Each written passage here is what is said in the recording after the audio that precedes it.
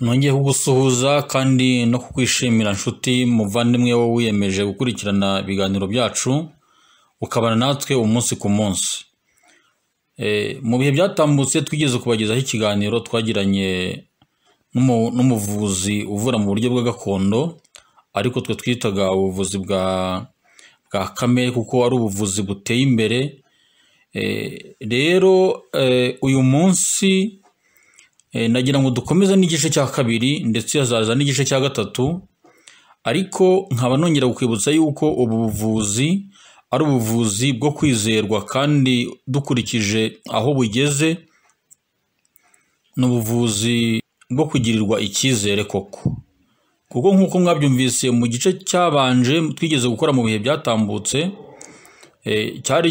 cyari ikiganiro cyagaragazaga uburyo iri vuriro ryabo bavura indwara by'umwihariko diyabete na kanseri, kandi uko mubizi mu buryo busanzwe ni indwara zananiranye. Ntabwo abantu basanzwe bamenyereye yuko ari indwara zavurwa zigakira. Zishobora gukira bitewe n'urugero ziriho, ariko iyo zamaze kugera ku rwego rwo hejuru, mwumvise ko kandi ziba zifite amayetape. Iyo umuntu ageze ku rwego rwo hejuru rero gukira biba bitoroshye ubusanzwe, ariko abangaba nk'uko mwabyumvise kandi mugiye gukomeza kubyumva, rwose ni indwara babasha guhangara kuko ni n'abashakashatsi. Ni ukuvuga ngo ubuvuzi bwabo buri munsi uko bukeye n'uko bwije bukomeza gutera intambwe. By'ukuri nganira n'uyu muvuzi ntabwo byari mu buryo bwo kumwamamaza cyangwa kugira gute, ahubwo ni uko agiye ubwanjye namaze kubona umuntu unyemeza ko yavuwe agakira, bituma mfata icyemezo cyo kujya kureba abo bantu koko kugira ngo numve niba ibyo nabwiwe koko ari ukuri. Nawe rero birashoboka yuko waba utarwaye imwe muri izi ndwara, ariko ukaba ufite umuvandimwe cyangwa inshuti waba uzi ko yahuye n'ubu burwayi. Rero nakumenyeshaga yuko rwose uyu muvuzi dukurikije ibisobanuro yaduhaye, mwagerageza no kumuhamagara ku nimero ye 0789606017, ukaba namuvugisha igihe waba ufite gushidikanya, hanyuma akakumara impungenge. Byanashoboka ukahagera ugasobanurirwa byimbitse, ariko nibura tukareba ko ubu burwayi bwasaritse benshi, nibura bwabonerwa igisubizo mu buryo bumwe cyangwa ubundi. Kandi iyo tuvuze ngo ni umuvuzi gakondo, ku badahita babyumva ntugatekereze ko ari ba bandi ujya kureba bakakubwira ngo reka tujye kubanza duhamure ibyatsi ngo hano munsi y'urugo ngo tubivugute ngo tuguhe umwe. Oya, ahubwo bo bongeraho n'ikintu cyo kuba ari abashakashatsi bize za kaminuza, baraziminuza. Ni ibintu basobanukiwe, bize rwose mu buryo bwimbitse. Wenda muzagenda mubyumva buhoro buhoro, ariko ngewe nakoranye nawe ikiganiro mu rwego rwo kugira ngo benshi batabashaga kuba babizi babisobanukirwe, babimenye, babyumve, bumve ko uko ubucya bukira ubuvuzi burya nabwo bugenda butera imbere, cyane cyane yuko ubwenge busigaye bugwira ari bwinshi. Abantu bakiga bakaminuza bagakora ubushakashatsi, nk'uko mubizi habaye iterambere mu ngeri zigiye zitandukanye, no mu buvuzi gakondo naho nuko ntabwo hasigaye. Niyo mpamvu twakoze ikiganiro kugira ngo abenshi batabizi babashe kubisobanukirwa, babyumve. Abafite abavandimwe, abafite inshuti, yaba ari nabo bwite mbese baba barwaye, bumve yuko hari ubuvuzi buhari bushobora kuba bwagira icyo bubafasha kandi bagakira burundu, bitari ukoroshya. Kuko twagiye tubona ingero twahawe nawe, ndetse ngewe ubwanjye bwite hari abo nabonanye nabo yavuye, ndetse nabo yari ari kuvura uwo munsi najya gukorana nawe ikiganiro. Rwose ni uko bamara impungenge. Rero ntimugire ngo ni amakabya nkuru, ntimugire ngo ni ukuvuga ibitariho cyangwa ibitangaza. Ubuvuzi burahari kandi bwabasha kugirira akamaro benshi. Rero ndagushishikariza gukanda no kuri subscribe kugira ngo ukomeze ube hafi yanjye, ibiganiro bikomeze bikugereho, ndetse unabisangiza inshuti n'abavandimwe kugira ngo bigere kuri benshi, hanyuma isi yacu turusheho kugira nziza kuruta uko twayisanze, nk'uko nkunze kubibabwira. Rero nguhaye ikaze dukurikirane ikiganiro twagiranye igice cya kabiri, kandi ngusaba kuza gutegereza n'ikizaza gikurikiyeho cya gatatu, kandi ukomeze kubara nanjye, ubundi dukomeze tuve mu bwiza tujya mu bundi.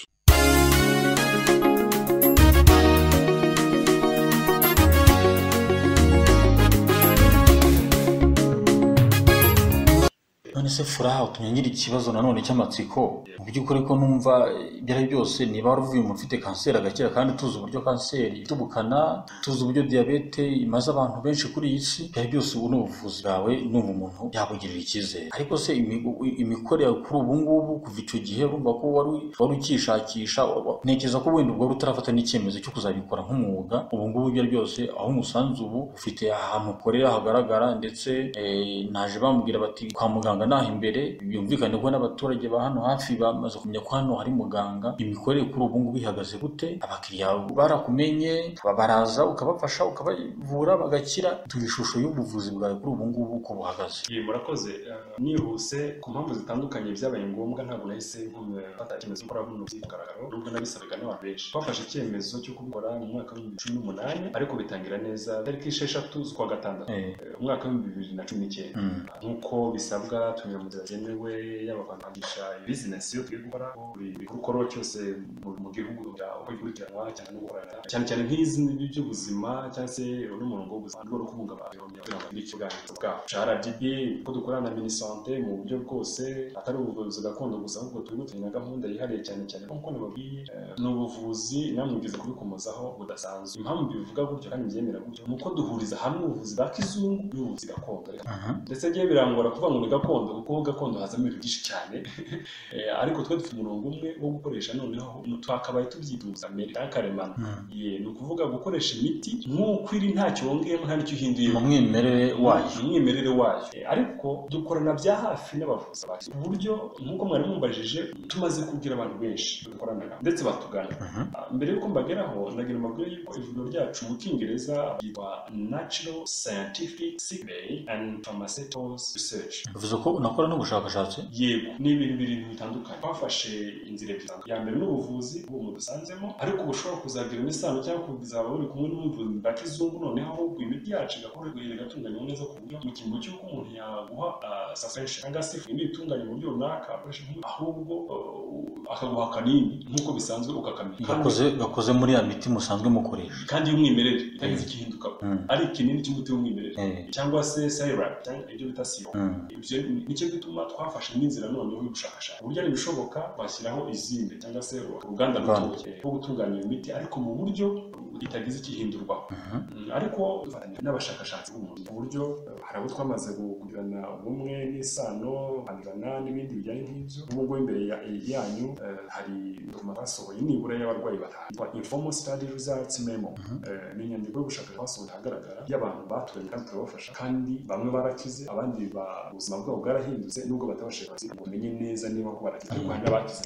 Ubwo rero ubwo nibwo buryo bubiri koresha, kuvuga gakondo kase bw'umwimerere, koresha imiti y'umwimerere wayo, ariko noneho dufatanya cyangwa se dusaba inama n'abavuzi ba kizungu, ndetse abarwayi bacu mu gihe runaka basaba umunyabuna mugende mujye gukoresha abaganga basanzwe bazamini runaka, mumenye neza rwose ni ibyo tubakorera bitwaro. Iyo tugize amahirwe dusanga barize, ibyo biradufasha kugira ngo bikurikirane bumve neza, ndetse birangire rwose cya kizere tunavugaga bakiri.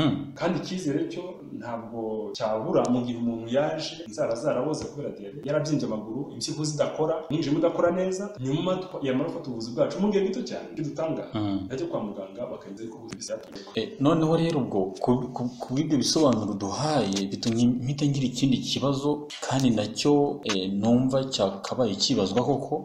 Furaha, ukurikije uko ubuvuzi gakondo cyangwa nk'uko wabwise wowe uti ni ubuvuzi kamere, uko busanzwe buzwi ko mu mitwe y'abantu babufata, usanga abantu benshi bakunze kuvuga ngo ni ubuvuzi ngo buhenda, kandi ngo umuntu nyine atizeye ko ari bukire. Urumva ko hakeneye ikintu cyakwitwa nk'icyizere cya buno buvuzi. Ni muri ahe magambo wabitubwiramo, wabisobanura uburyo ukurikije imitekerereze y'abantu wabamara impungenge mu kumva ko buno buvuzi ndetse aribwo bwiza bufite akamaro nk'uko bivuga, kugira ngo bumve ko ari ubuvuzi bakwiriye kugana, kandi icyo kuvuga ngo buhenze ntibabe bakicyumva nk'ikibazo. Ubwo wagerageza kubihuza na twa tubazo tundi warusigaje kunsubiza kugira ngo tugane ku musozo.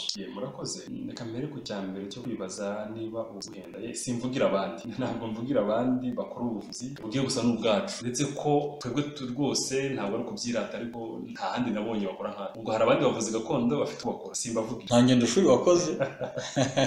Narazikoze. Wasanze bihagaze bite? Harimo amakosa menshi, aho usanga bitoroshye ko ubuvuzi nk'ubu wabwizera ubabonye bakora. Urugero, niba umuntu avuga ngo asanga hari ahantu hamanitse ngo hari icupa ririmo umuti handitseho ngo umuti w'igifu, cyangwa se ngo umuti ngo w'umwijima, reka mfate kuri ibyo ngibyo.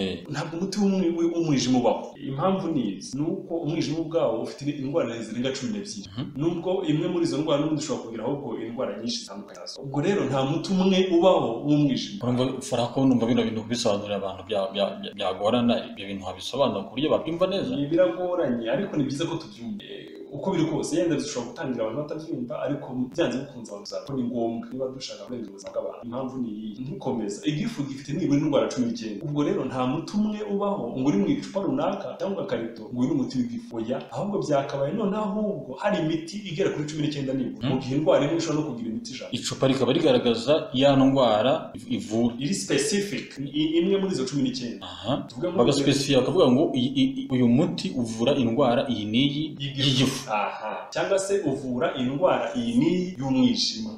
Ariko atari gukubira hamwe ngo bavuge ngo uyu ni umuti w'umwijima. Ariko se umwijima wuhe? Indwara yihe y'umwijima? Ayo ni amakosa ntekereza ko, uretse ko nta baganga n'abavuzi gakondo urumva benshi ntabwo bageze mu ishuri ku rwego runaka, cyangwa se n'abagezeyo nabo hari urwego bagarukiyeho, ariko bigenda bikosoka. Ndetse hari inzego za leta zagiye zitunganya n'amahugurwa kuri abo bantu, kandi ndabashima. Natwe turimo, uretse ko dutekereza ko twagafashije n'abandi, natwe ahubwo utundi dukosa tumwe twagiye dutuma n'abantu bamwe batagize abo bantu. Ko birumvikana ko uwo muti ushobora kuba indwara imwe igifu, ariko ntabwo wakuvura zose. Bashobora kuwuguha ariko ntukore kuri ya ndwara wowe ufite. Undi yawunywa ugakora ku ndwara, ugahoza n'indwara afite agakira, kubera ko zitandukanye. Icya kabiri cyo kuvuga ngo birahenda, abanyumva bose bagerageze. Nigeze kwakira umwana w'umukobwa w'imyaka 10. Ntabwo mvuga ibyo byose ko ashobora kutwumva akavuga ati ariko ndibuka yuko bari bamuvanye mu buhinga, baramutegetse imiti, ariko bumva amakuru yacu baza kureba. Ndibuka umurwaza we yanyeretse facture, cyangwa se igiteranyo cy'amafaranga yagomba kwishyura mu gihe cy'amezi 11 aba mu Buhinde bamuvurirayo. Udashyizemo amatike y'indege, udashyizemo amafaranga ye yo kubayo y'umurwaza n'umurwayi n'icumbi, bamuciye byose hamwe ibihumbi 66,500 y'amadolari y'Amerika. Ari kuvura gusa. Ku babizi n'ibyo bita chemotherapy, surgery na radiotherapy. Radiotherapy, chemotherapy no ugushiririza. Abanyarwanda bavuga ugushiririza, babyita gushiririza. Umuntu baramushirije rwaye kanseri. Ariko nahane wacu basigaye bashiririza. Yego, ibyo byakiganiro kindi ko nanjye narabyumvise, ndetse nabibonye ndabikurira nawe, kuko ni inshingano zacu hano i Kanombe Cancer Center. Ariko bifite ibyabyo, ariko ni byiza, ni itangire bigaragara ko Rwanda ramaze gahogera none, ariko muri rwa rwego rwa service kwishakamo ibisubizo kugira ngo abantu barebe niba batamuka. Rero ayo madolari 60 harimo na surgery, no kuvuga kumuba ni 500. Twagereje kuyavura dusanga ni miliyoni 55,700 na ku mezi 11. Akava yakize. Nibyo nangiye kugeraho, baragaragaje aho ngaho icyizere cyo gukira kwe kaba 70%. Ubwo bivuze yuko nta cyizere nabo ubwabo, nta cyizere afite cyo bazana. Binavuze ko ahubwo anavuyeyo yaba wenda asa n'uworohewemo gake kuri 70%, ariko nyuma y'igihe runaka akongera akaremba, akaba yapfa, akaba yanapfa. Ndetse nabo bigenda neza. Iby'ubushakashatsi zagaragaje ko hari imyaka burya batagomba kugeza umuntu bamuciye baye serivere, bararica bigeze Rwanda ngasi cyambere, bararibaga arakira. Ariko byaragaragaye ko aba hari igihe bataramba cyane, ndetse abenshi ntibarize imyaka. Nta bushakashatsi budasanzwe nakoze, ariko observation n'amandi makuru dufite arabyereka. Rero urundi rugero nabaha, abantu babizi nibagende banabaze, bafite imiryango bagende bakurikirane, bari basanga imvugaruka. Umurwayi urwaye impyiko zikangirika, bakamushyira ku cyuma kimufasha kuyungurura amaraso kugira ngo yihagarike, nabwo muri sonde, ibyo bita dialyse. Kuba bizi n'abaganga badutega amatwi barabizi. Dialyse, kugushyira kuri dialyse mu bitaro bya Faisal, Mwami Faisal,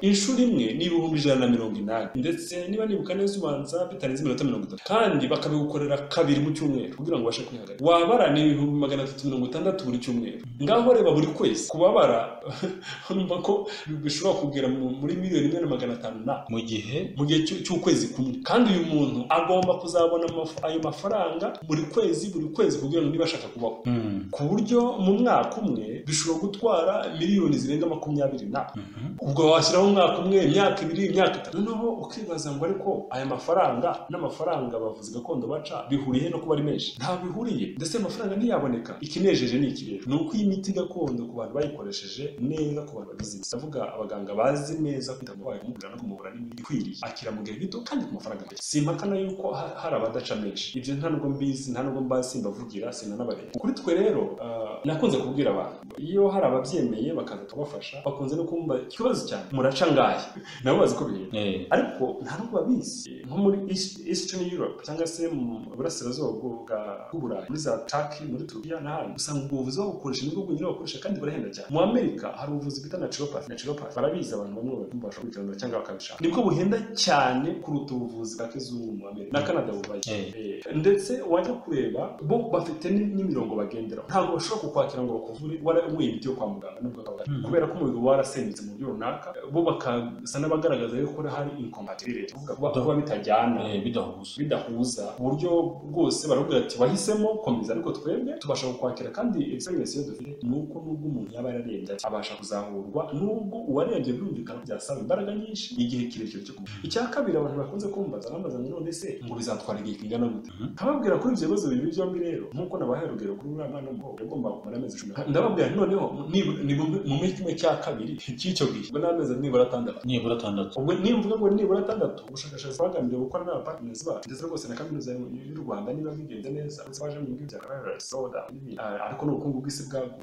Muri research proposal twatanze, project proposal, ubwo igihe gitoya ni amezi 6 twiha kugira ngo tudatuma abantu bagira bacika cyangwa bumve yuko dukora ibitangaza bidasanzwe. Ariko kuri twe ayo mezi ubundi ntashyika ku ndwara zimwe zimwe harimo na diabete. Ubwo tukiri hagati y'amezi 6 n'imyaka.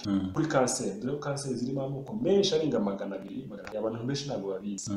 Rero ku mafaranga nkubwira ngo noneho ubwo ari 55,000 noneho teganya kimwe cya kabiri cyayo wagomba gutanga uwinde, kandi ubunuke aho ugakira ku rugero rwa 100%. Uyashyire ku ruhande kuri konti ntuyadushye, ariko yateganyirize kuvuza uyu murwayi kuko n'ubundi uzamuvuza kandi hataza, kandi abaye n'ubundi yari yarabiteganyije ndetse yaranabyemeye. Yego, ndetse niyo atabaye yabiteganyije, nta muntu n'umwe ufite umuntu warwaza umuntu ngo nuko ashyire mu buriri yorose ngo arindire ko azaba. Birangira inshuti y'abavandimwe atabaje, ndetse tugakumva batanga amafaranga kuri radio, televiziyo, unyabona cyangwa se na social media, imbuga nkoranyambaga, duteranyiriza umuntu ajye kwifuza guhinda, ariko bazi neza ko atazanakira. Ubwo rero turababwira ngo nta mugari amafaranga menshi, ahubwo mwebwe mwumve yuko ubuzima bw'umuntu burahenda, mutugirire icyizere mu buryo bumwe cyangwa ubundi, muduhe kimwe cya kabiri cyangwa mugomba gutanga aho ngaho, muyateganye ku ruhande, muzajye muduha buhoro buhoro ko tubahaye serivisi, hanyuma n'igihe azakirira nacyo muduhe kimwe cya kabiri cyangwa ariko mwemere nyabuna mugendere ku mabwiriza yose tubaha, dore ko ari na menshi. Icyo ni kimwe bazagira niba mubisha yenda mu gihe kizaza. Ariko reka soze kugira iki cyizere, ndagira ngo mbamenyeshe yuko mu bakiriya bose twakiriye ntabwo ari ukubeshya,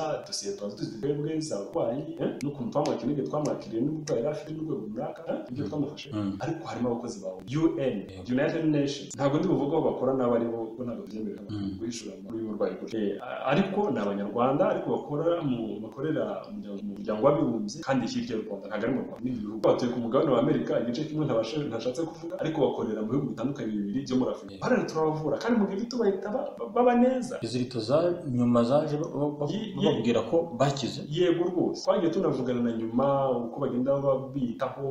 Abarwaye kanseri nabo ntabwo ndi bwihutire guhishura indwara bari barwaye, kuko bashobora kwiyumva yenda cyangwa se akagira ubumenya nyuma y'ibyo. Ntabwo tubyemerewe, ariko ni izindi ndwara zifite isano kanseri na diabete. Cyo kuri umwe muri bo n'undi yarayiveye no muri izo ndwara gusa.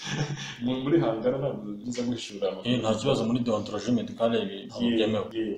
Ariko kugeza ubu ngubu abo tumaze kwakira, yewe hari n'abo tuzakira neza, ni abaforomo bakora mu bigo bikomeye, harimo na Roi Faisal, Umwami Faisal. Hari abo twafashije barakize, abantu batangiye gutinyuka no gushirika ubwoba no kugira icyizere, ku buryo ubu ngubu tubaze abantu twagiye dukurikirana n'amakuru yabo, harimo abaganga rwose bakora mu kazi urwego nkuru no mu rwo hejuru, bize barangije ariko bafashije hanyuma barakira. N'ubu baracyatuzanira abantu, ndetse ku ndwara zikomeye cyane. Ntekereza ko tuzagera ko mu nshingano yacu harimo n'ubushakashatsi, dushobora kuzajya no ku zindi ndwara zikomeye ku izo ngizo.